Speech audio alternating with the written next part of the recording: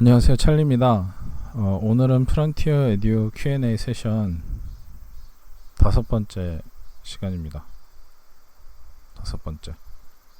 그래서 이게 도움이 되시는지 잘 모르겠어요. 저는 별 말씀들이 없으셔서. 근데 FAQ 페이지는, 제 블로그에 있는 페이지는 많은 분들이 다녀가시고 계신 것 같아서 어느 정도는 도움이 되시는 것 같은데, 혹시라도 이 Q&A 세션에서 답변이 좀 충분치 않거나 아니면 추가로 이제 질문이 있으신 분들은 아래 댓글로 남겨주시면 거기에 대해서도 팔로우 답변을 좀 몇 가지 할 수 있도록 준비를 하겠습니다. 그래서 오늘 첫 번째 질문은 이렇게 돼 있는데요. 현재 리스팅 중인데 사진처럼 나온다. 이 사진을 말씀하시는 거예요. 이렇게 나온다.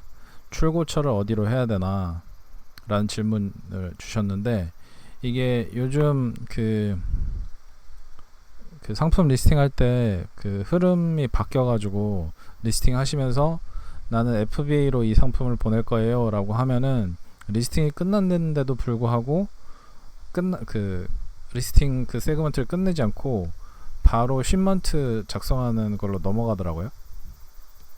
그래서 이것 때문에 좀 헷갈리실 수 있을 것 같은데, 리스팅은 이 화면이 나오면, 지금 여기 있는 이 화면이 나오면 리스팅은 끝난 거예요. 리스팅은 완료된 거고, 내가 FBA로 보내겠다라고 했기 때문에 아마존에서 바로 쉽먼트 작성하는 페이지로 넘겨서 이 출고차라는 게 필요합니다. 이 두 가지로 답변을 드려야 돼요. 그래서 리스팅 할 때 이게 나오면 리스팅은 끝났고, 굳이 지금 바로 리스팅 하면서 쉽먼트를 작성하시지 않을 거면 화면을 끄시고 인벤토리, 셀러 센트럴에서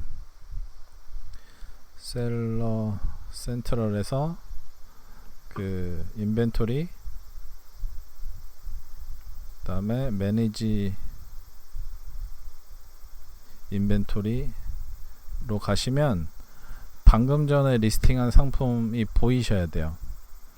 그리고 지금 FBA로 보내겠다고 선택을 하셨기 때문에 한 10분, 20분 정도 기다리신 다음에 매니지 FBA 인벤토리로 가시면 똑같은 상품이 보이셔야 됩니다. 만약에 안 보이시면 그냥 매니지 인벤토리에 가셔가지고 에딧 버튼 드롭다운 누르시고 이제 Change to Fulfilled by Amazon으로 바꾸시면 매니지 FBA 인벤토리에 나오실 거예요.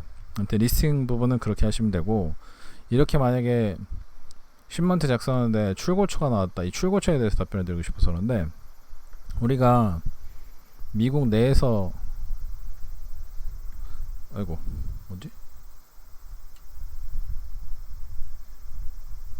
미국 왜 이러지?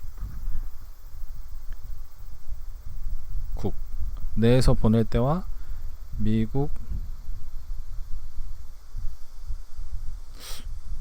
외에서 보낼 때, 이게 오늘 펜이 이상하네요.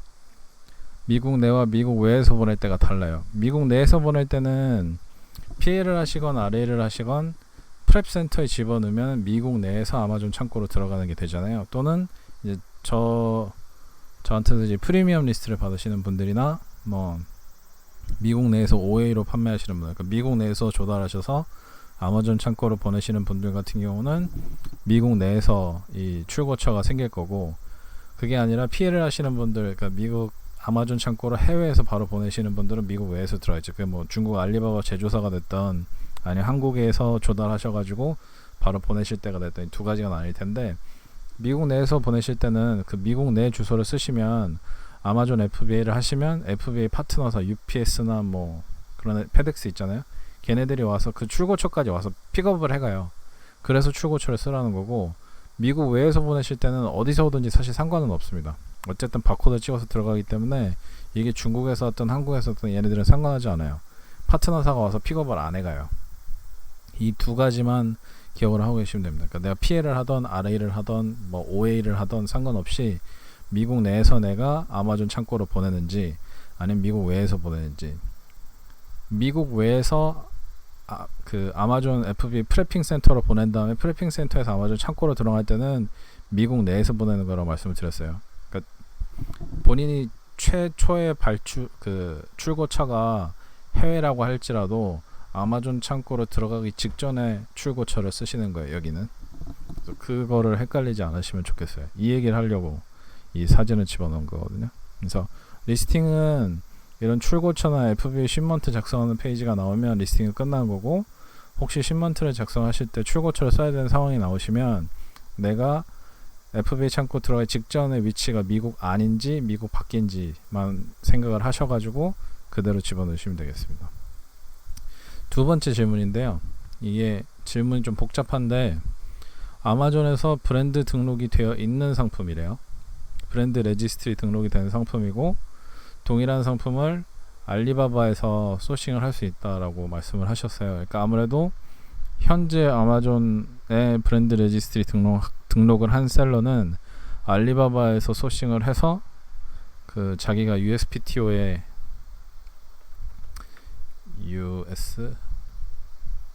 USPTO에다가 그 브랜드 혹은 뭐 특허를 내고, 그뭐 브랜드 등록을 했던 뭐 디자인 특허를 냈던 아니면 기능 특허를 냈던 뭔가 냈겠죠.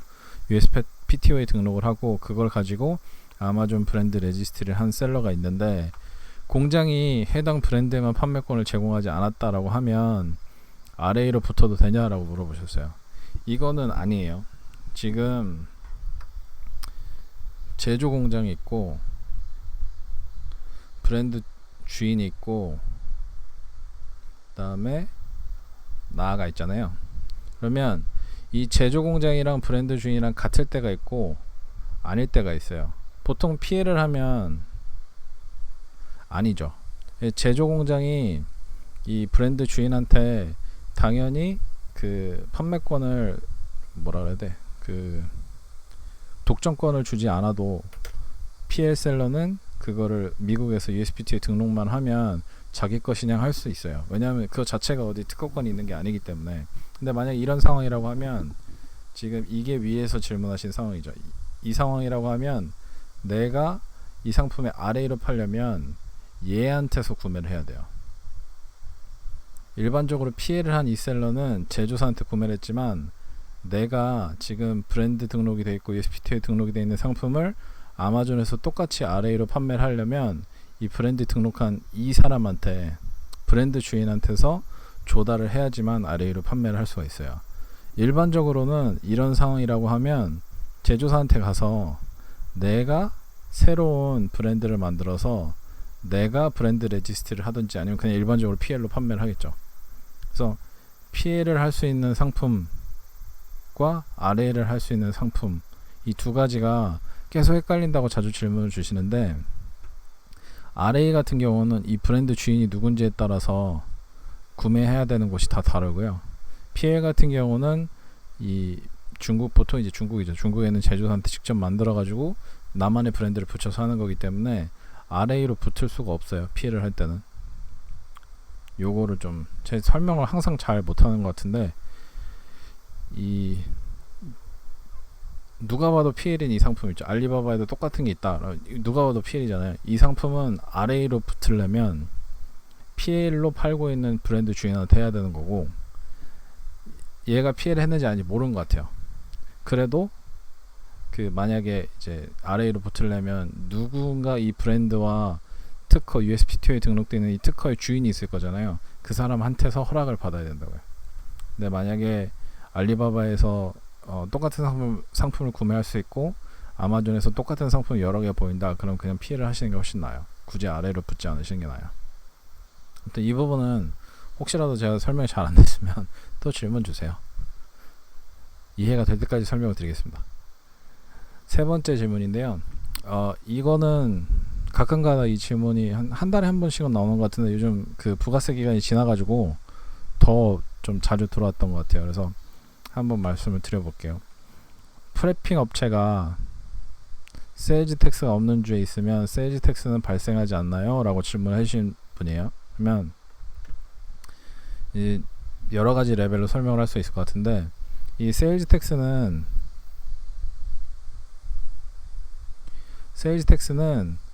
그 재화나 서비스에 대해서 붙거든요. 그 주 안에서 일어난 재화나 서비스의 거래에 대해서 붙는데, 프랩 업체가 하는 건 상품의 재화가 아니잖아요. 서비스잖아요. 그죠? 그럼 프랩 업체가 제공하는 서비스는 나의 상품을 아마존 규격에 맞게 프랩해주는 게 얘네 서비스잖아요. 그렇기 때문에 얘네들이 세일즈 텍스가 있던 없던, 아니, 있는 주에 있다면 이 프랩핑하는 서비스에 대해서 세일즈 텍스가 발생해요. 예를 들어서 프랩핑하는데 상품 하나당 1 EA당 뭐 2달러다. 그럼 이 2달러에 대해서 세일즈 텍스가 발생하는 거예요. 제가 막 10개를 보냈으면 20달러에 대해서 그 세일즈 텍스가 발생을 하겠죠. 그러면 20달러에 보통 세일즈 텍스가 뭐 5%에서 10%, 15%까지 있으니까 10%라고 하면 세일즈 텍스 있는 주에서 제가 만약에 프랩핑을 맡기면 세일즈 텍스는 10%라면 2달러가 들어가고 총 제가 22달러를 얘네한테 제공을 해야 되는 거죠. 세일즈 텍스만 있다라고 가정을 한다면 이게 세일즈 텍스예요. 2달러가 세일즈 텍스예요. 근데 일반적으로 우리가 걱정해야 되는 세일즈 텍스는 나의 상품에 대한 세일즈 텍스거든요. 이 상품은 아마존에서 판매가 되잖아요. 그러니까 어떤 주에서 판매가 됐는지 여부를 가려서 내가 그 주와 넥서스가 있는지 없는지 보고, 아이고, 넥서스가, 이거 왜 이러지? 마우스로 해야 될 것 같아요.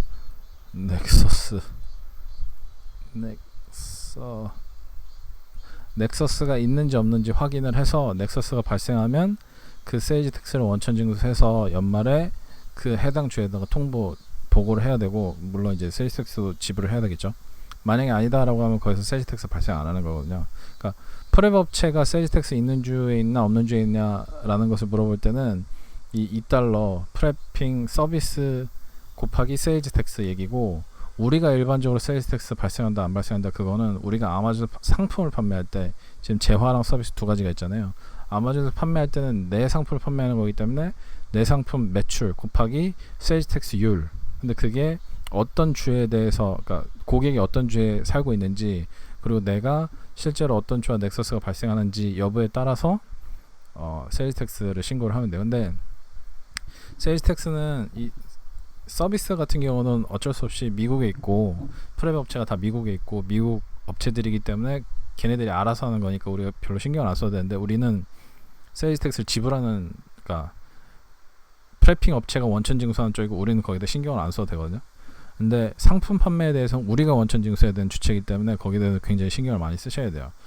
일반적으로는 요번에 그 웨이페어랑 펜실베니아주 그 판결 때문에 이제 일반적으로는 온라인 판매에 대해서도 발생한다라고 이제 주장하는 주들이 많이 생길 텐데, 그렇게 되면 그때 당시에 펜실베니아주랑 웨이페어 그 판결에서는 트레시홀드가 있었어요. 그 최소한으로 뭐 10만 달러 이상 거래든지 200건 이상 거래가 발생해야 된다, 뭐 이런 그런 미니멈이 있었거든요. 그래서 그걸 잘 보시고 결정하면 되고요.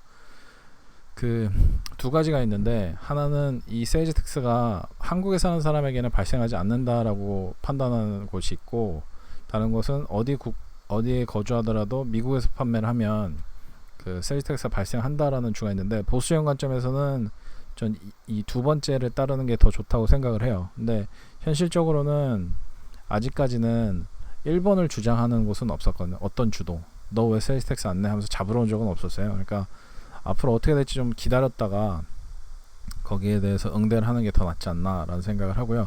만약에 누군가 한 명 잡히면 주르륵 잡힐 거거든요.